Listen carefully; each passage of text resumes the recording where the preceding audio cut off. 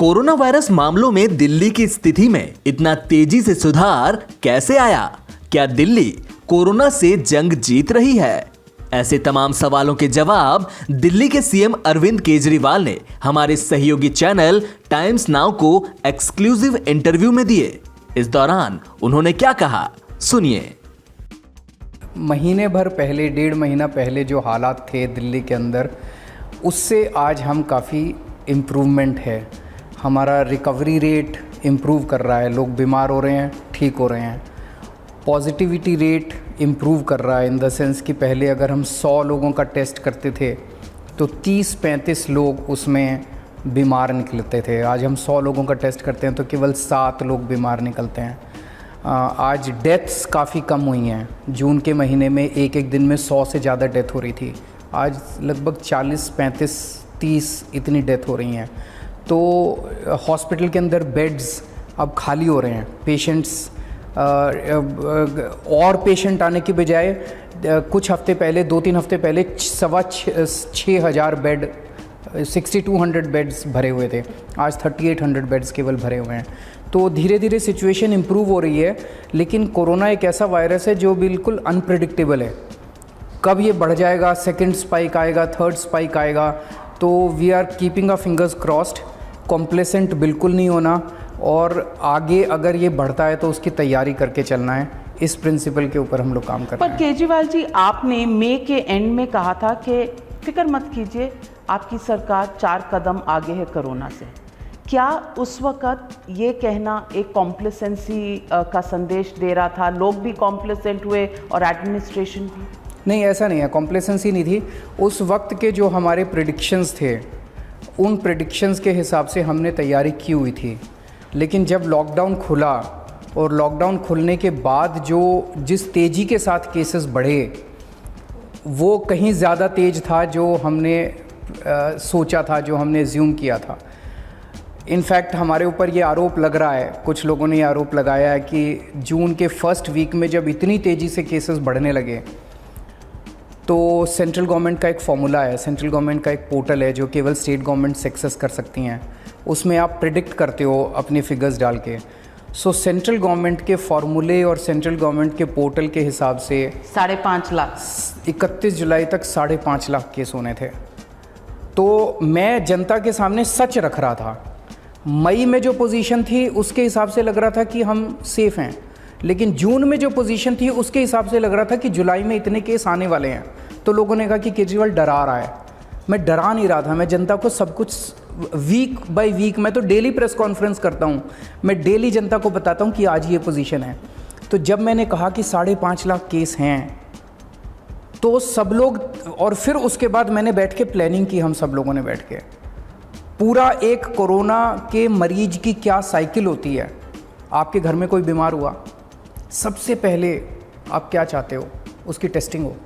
तो हमने देखा टेस्टिंग सफिशिएंट है क्या? हमारी टेस्टिंग सफिशिएंट नहीं थी। फिर हमने सेंट्रल गवर्नमेंट से मदद मांगी, उन्होंने हमें एंटीजन में मदद की। सबसे पहले सेंट्रल गवर्नमेंट ने दिल्ली के अंदर हमें मदद की एंटीजन में। फिर हमने देखा कि बीमार हो गया, पता चल गया कि पॉजिटिव आ गया, अब उसको अस्पताल जाना है, अब उसे ये नहीं पता कौन से अस्पताल जाऊँ। फिर हमने कोरोना ऐप बनाया। तो कोरोना ऐप जो बनाया ये बड़ा इंटरेस्टिंग है कि आपको, जिस पर आपकी बहुत ट्रोलिंग हुई और आलोचना हुई, नुक्स निकाले गए। मैं आपको वो इंसिडेंट सुनाना चाहता हूँ, बड़ा इंटरेस्टिंग इंसिडेंट है। कोरोना ऐप बनाने का आइडिया कहाँ से आया? उन दिनों में रात भर मैं देखता रहता था कि मेरे पास फ़ोन आते थे, मैसेजेस आते थे, हमारे को बेड नहीं मिल रहा हमको। तो रात को 11 बजे जब मैं सोने जा रहा था, एक मैसेज आया। मैंने किसी का वीडियो देखा सोशल मीडिया पे।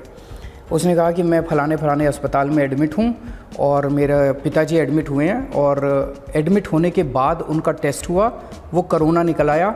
अब अस्पताल वाले कह रहे हैं हम तो कोरोना हॉस्पिटल नहीं है, इनको ले जाओ और अपने आप ढूंढो किस अस्पताल। मैं कहाँ जाऊँ, मेरे को पता नहीं है कोरोना हॉस्पिटल कौन सा है, मेरे को पता नहीं है कहाँ बेड है, and someone please help me. और उसने अपना फ़ोन नंबर दे दिया था। तो मैंने खुद फ़ोन किया उसको। फर्स्ट ही वो सरप्राइज़ कि चीफ मिनिस्टर का रात को 11 बजे उसको फ़ोन आ रहा है कि उनको बेड मिल गया। तो फिर उसने कहा सर मेरे को तो पता ही नहीं मैं कहाँ। तो मैंने बेड का इंतज़ाम किया।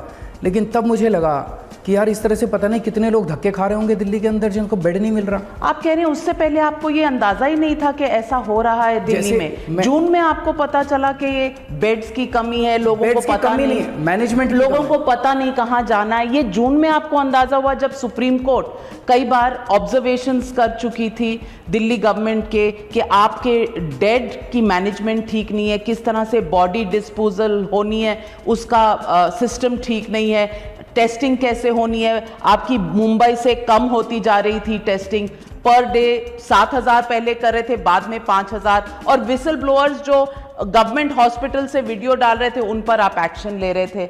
आप कह रहे हैं तब तक आपको ये अंदाज़ा नहीं था कि ये कितनी बड़ी महामारी है और लोग कितना इसके लिए दर दर ठोकरें खा रहे थे। देविका जी, मैंने तो बताया कि 100 कमियां थी।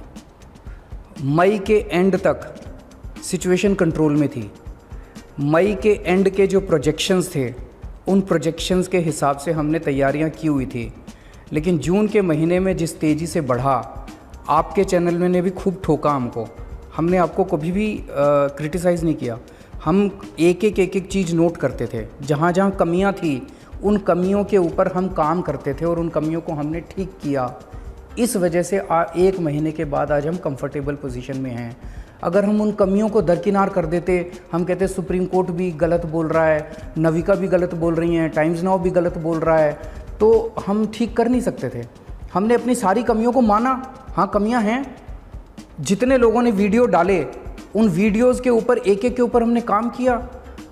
LNJP हॉस्पिटल के ऊपर कितना लोगों ने वो कहा LNJP में ये कमी है, LNJP में वो। आज आपका चैनल, मुझे बड़ी खुशी है, LNJP में जाके कहता है टाइम्स नाउ कि LNJP अस्पताल अब बहुत अच्छा हो गया। ये मेरे लिए सुकून की बात है। अगर मैं उस टाइम आपकी बात का बुरा मान लेता तो मैं सुधार नहीं कर सकता था। तो केजरीवाल जी, लोगों का कहना ये है कि जब आपने ये 5.5 लाख का प्रोजेक्शन बताया था, लोगों का कहना है कि आप सेंटर का अटेंशन अट्रैक्ट कर रहे थे, आपको फंड्स की प्रॉब्लम थी, आपको मैनेजमेंट की प्रॉब्लम थी, और जिस तरह से दिल्ली को और हर स्टेट को कहा गया था कि उन्हें खुद मैनेज करना है, इससे पहले हमेशा फ्रिक्शन रही है केजरीवाल सरकार में और मोदी सरकार में। लेकिन ये एक ऐसा मौका था जब आपको शायद लगा कि आपसे अकेले नहीं होगा और आपने मदद ना मांग कर ये एक पैनिक वाला नंबर बताया, जिससे खुद ब खुद आपकी तरफ अटेंशन गया और लोगों का प्रेशर हुआ, और उसके बाद सेंटर और आपके बीच में इस कदर दोस्ती बनी कि लोग हैरान हो गए। सबसे पहले तो आपने बिल्कुल सही कहा, हमने ये रियलाइज़ कर लिया, और अच्छा हुआ कि रियलाइज़ कर लिया कि ये इतनी बड़ी महामारी है कि इसको अकेले कोई नहीं लड़ सकता। और आज आपके चैनल के ज़रिए मैं सारी सरकारों को ये कहना चाहता हूँ अपने एक्सपीरियंस से, कोई ये ना सोचे कि कोई अकेली सरकार या कोई अकेला शख्स इस महामारी से अकेले लड़ सकता है। सबको साथ आना पड़ेगा, सारी सरकारों को साथ आना पड़ेगा, सारे समाज को साथ आना पड़ेगा, सारी संस्थाओं को साथ आना पड़ेगा। तो हम लोगों की सबसे बड़ी जो दिल्ली मॉडल इतनी चर्चा हो रही है, दिल्ली मॉडल का प्रधानमंत्री ने भी उनकी दिल्ली मॉडल की तारीफ की है। दिल्ली मॉडल का फाउंडेशन एक ही है, कलेक्टिव वर्क, टीम वर्क। हमने कहा 5.5 लाख केसेस हैं, उसके बाद में सारे होटल, दिल्ली के होटल वाले जितने थे सबको बुलाया हमने कहा भाई आपके होटल अटैच करने पड़ेंगे, हमें अपनी बेड की कैपेसिटी बढ़ानी है। वो तैयार हो गए। हमने 3 या 4 दिन के अंदर होटल्स को अटैच करके 2000 एक्स्ट्रा बेड हमने तुरंत तैयार कर दिए। फिर हमने प्राइवेट हॉस्पिटल्स को बढ़ाया। हमने कहा भाई आपके 40% बेड हमें रिज़र्व करने पड़ेंगे, वो तैयार हो गए। हमने एक एक करके सारे रिलीजियस संस्थाएं, अक्षरधाम, राधा स्वामी, इनको सबको हमने इन्वॉल्व किया। जैन तीर्थंकर वालों की धर्मशाला हमने ली हुई है, सबको हमने इन्वॉल्व किया। इन्होंने अपनी अपनी स्पेसेस दी हम लोगों को। हमने सेंट्रल गवर्नमेंट से जो जो चीज़ मांगी, हमने ऑक्सीजन सिलेंडर मांगे, हमने उनसे एंटीजन टेस्ट मांगे, हमने उनसे पीपी किट्स मांगे, जो हमने मांगे उन्होंने मदद की। तो हम सबके पास गए और सब ने हमारी मदद की। और ये आप बिल्कुल सही कह रही हैं, हमने ये रियलाइज़ कर लिया इसको अकेले नहीं लड़ सकते। जिसके पास जाने की ज़रूरत पड़ी मैंने हाथ जोड़ के उनसे दिल्ली वालों के लिए मदद मांगी है।